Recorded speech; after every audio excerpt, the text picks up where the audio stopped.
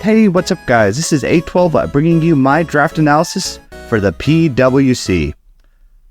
For round 1, we wanted a Pokemon that was mean, bad, and a fighting machine. And we leaned a little too heavily on the bad, since for round 1, we took Paldean Tauros. For those unaware, the PWC is a league where you have to draft a signature Pokemon in the first round. It has to be a 8-point or below Pokemon, and it is your Terra Captain, and it must come to every single game of the season. So the reason why I decided to pick my signature Mon as Paldean Tauros is it has a pretty diverse move pool and a pretty diverse range of sets, and is one of the rare low-tier Pokemon which I could seriously justify bringing to almost any matchup and it would make sense. Great access and ability with Intimidate, and it has pretty solid attacking stats with, I believe it's around the base 110 attack, and it also has a base 100 speed, which is pretty respectable. So for round 2, we plan on breaking the competition with Latios. Latios is a fantastic game mover with its amazing stabs in Luster Purge and Draco Meteor. It also has a fantastic signature item in Soul Dew, and has one of the slickest designs in all of Pokemon. It can also apply pressure to those pesky poison types which Paldean Tauros hates, and Paldean Tauros can provide pressure to the dark types and steel types that Latios hates, creating a pretty powerful theoretical offensive core. Now, after Latios and Paldean Tauros, I started to get a little nervous about my fairy weakness, so I took the strongest steel type of Paldeadex round 3 in Iron Treads. And Iron Treads has slowly grown to become one of my favorite Pokemon in Paldeadex, with its surprisingly usable mix stats, fantastic offensive coverage, and some interesting utility moves like Rapid Spin, Endeavor, and Stealth Rocks, which allow it to be pretty diverse. It also applies a lot of pressure to the fairies, poisons, and Volt Switch spammers, all of which were typings and archetypes which my team struggled to deal with prior to this pick.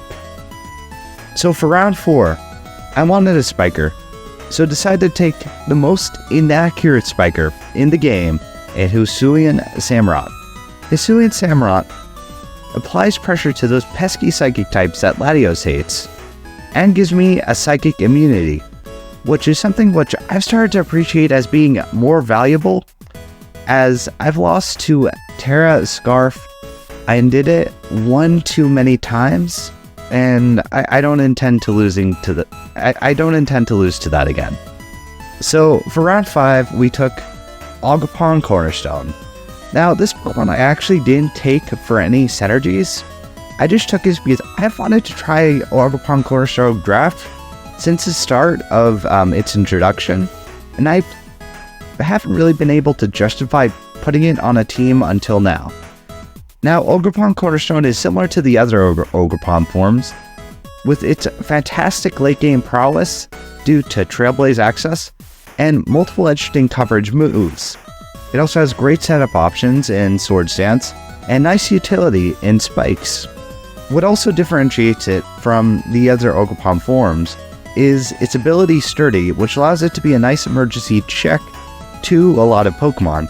And it also has access to an 100% accurate Stone Edge, which is actually pretty scary when it doesn't miss. Round 6, we took Gengar. Gengar offered us a spin blocker, which is valuable to have with my already Hisuian Samurott, Ogerpon, and Treads, which are all fantastic hazard setters. So having that spin block option is just generally nice. It's also a grounded poison type, which is exceptionally valuable in Paldeadex, where hazard removal is generally harder. So, and being able to remove the annoying toxic spikes on Switch-In is just very valuable. Gengar does have breaking potential with its special attack and amazing coverage, but something tells me I'm probably going to be using it more for its utility and generally unique typing, as I already have a lot of breakers, and Gengar has a lot of really sweet utility moves like Will-O-Wisp and Curse, which I do intend on bringing at some point during the season. So for round 7, we took Entei. Entei is a pretty self-explanatory Pokemon. It gets extreme speed, Sacred Fire, and just a formidable threat, which can force the opponent to bring very specific Pokemon, like Bulky Waters, which are abusable by a lot of Pokemon that I already have on my team, like Gladios, Ogerpon Cornerstone, and Hisuian Samurott. So forcing those Pokemon to come is just very valuable for me. So for round 8, we took Lapras. Lapras is one of my favorite low-tier Pokemon of the generation because it has some surprisingly powerful stab options like Freeze Dry, Ice Beam, and Hydro Pump, and a fantastic defensive ability in Water Absorb. It also has a fairly unique Water-Ice typing, which actually allows it to hit pretty hard, especially since it has Freeze Dry for coverage. And I've actually had leagues where I've brought Lapras to about half my games, just because it can be surprisingly diverse and it fills a lot of offensive and defensive roles very well. So for round 9, we took Wigglytuff. Wigglytuff is one of those low tiers, which I always consider, since it has stupid utility move access, with access to things like Stealth Rock, Encore, Knockoff, Manual Weather, and so much more, and it can just fill a lot of roles at once. It's also a Ghost immunity, which is always just generally valuable to have. So for round 10, we took the worst Enamorus Therian. And we took this since I wanted a fairy type which was not Wigglytuff on my team, as Wigglytuff, while it's a very good low tier, it's a Pokemon you can't really justify bringing to every match, and I didn't want that dragon weakness. And I originally wanted a Azumarill, but it was sniped, so I settled for Enamorus Therian. Now, Enamorus Therian is no means bad. It's a fantastic great game win condition with Draining Kiss and Calm Mind, and it's also just a fantastic breaker like the regular Enamorus, with access to things like Mystical Fire, Earth Power, Moonblast, and just so much more. So for round 11, this was our most important pick. We took the Crab.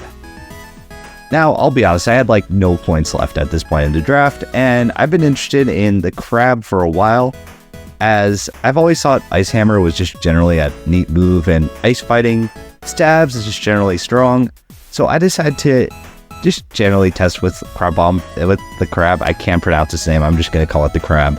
I don't know how often I'll bring it, honestly, but it's just a Pokemon I wanted to test with, so here I am testing with it. So that's my team for the PWC, and hopefully this season will be a good season.